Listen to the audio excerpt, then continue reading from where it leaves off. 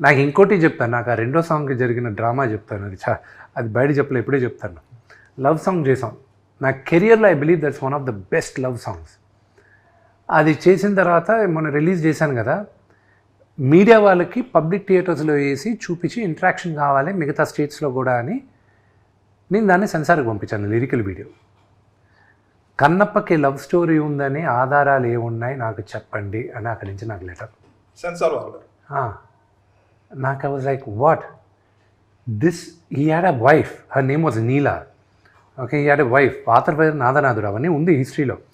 వీళ్ళ అవును, అదే వీళ్ళకి రొమాన్స్ లేకపోతే నెక్స్ట్ పిల్లలు పుట్టరు కదా. ఆ రోజులు చాలా ఖర్చు పెట్టి డ్రమ్ సాంగ్ చేశారు, డ్రమ్స్ హ్యూజ్ చాలా హ్యూజ్. ఇంకా I was stuck over there. ఇప్పుడు నేను how do I explain to this?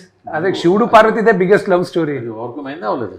Overcome అయింది. మరి అన్నమయ్యకి ఎన్ని కంప్లైంట్లు రావాల్సి ఉందో మరి ఈ లెక్క. అంటే ఇంకోటి కూడా ఏంటంటే ఈ జనరేషన్ రాను మారుతుంది. అసలు ఆ కన్నప్ప తీసినప్పుడు పెట్టలా, మీరు అన్నట్టు అన్నమయ్య తీసినప్పుడు పెట్టలా, ఇప్పుడు పెట్టారు.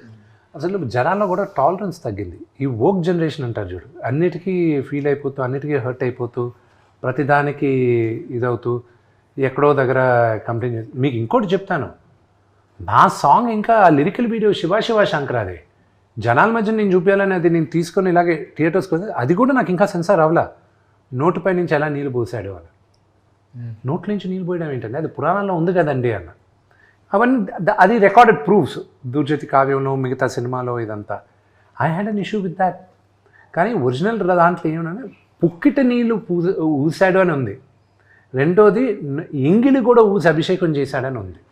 సో 2 వర్షన్స్ ఉన్నాయి మనకి. So you know I think I have more challenges as the censor. పాటల నుంచి ఎంత వచ్చింది ఇప్పటివరకు? శివ ఫస్ట్ పాట అంత రేంజ్లో వెళ్ళిన తర్వాత the data will come always 4 months later అండి. 4 months later T-Series will have to give us the entire data. మీరు 3 figures నెంబర్ తోటి సినిమా తీసాను, సరే యాక్చువల్ ఫిగర్ చెప్పలేదు. But maybe 200 300 what ever it is. 300 అవ్వలేదు, పోనీ బిలో 300. బట్ ఏ రైట్స్ అమ్మకుండా ఎట్లా మీరు దాన్ని చేయగలరు? ఏమంటే నేను ఒక వెరీ ఇంట్రెస్టింగ్ క్వశ్చన్ మీరు అడిగింది. నేను ఒక కంపెనీ దగ్గరికి వెళ్ళి నేను మాట్లాడేటప్పుడు there was a Bombay company which wanted to release it all over India, a corporate company. So I'm talking about year back. Release? Theatrical release. Other than Telugu states? Other than Telugu states, only North Hindi వరకే రిలీజ్ చేయాలని నేను వాళ్ళ దగ్గరికి వెళ్తే వాళ్ళు over the topic they were like see మేమంతా advances ఇవ్వము, అడ్వాన్స్ లేకుండా కావాలంటే మీరు చేయాలంటే మేము చూస్తాం అది ఇదంటే. ఐ సెడ్ వెయిట్, నిన్ను నమ్ముకొని నేను కంపెనీని నమ్ముకొని నేను ఈరోజు నేను ఇన్ని కోట్లు పెట్టి సినిమా తీలా, నా ఆస్తులు తాకట్టు పెట్టుకున్నాను, నా క్రెడిబిలిటీ తాకట్టు పెట్టుకున్నాను, నేను నా సినిమా తీస్తాను. నువ్వు వచ్చి రేపు నన్ను బెయిల్అవుట్ చేస్తావన్న నమ్మకంతో నేను సినిమా తీయలేదు. I do not want you to distribute your movie if you think నీ డబ్బు కోసం నేను ఇక్కడికి వచ్చానంటే I don't want a single penny from you అన్న. వాళ్ళ CEO దగ్గర నుంచి వచ్చి సారీ చెప్పి అపాలజైజ్ చేసి అంతా వెళ్ళారు. I walked out and I told I see has this my baby, ఇది నా బిడ్డ, దీన్ని ఎంత అద్భుతంగా ఎక్స్ప్లాయిట్ చేసి మ్యాక్సిమం మీరు ఎక్స్ప్లాయిట్ చేయగలరు ఫైనాన్షియల్గా, I want such a partner. అంతేగాని ఫస్ట్ కాన్వర్జేషన్లోనే నా డౌట్తో మీరు మొదలయ్యేది ఐ కాంట్ డూ ఇట్ అని. I walked out.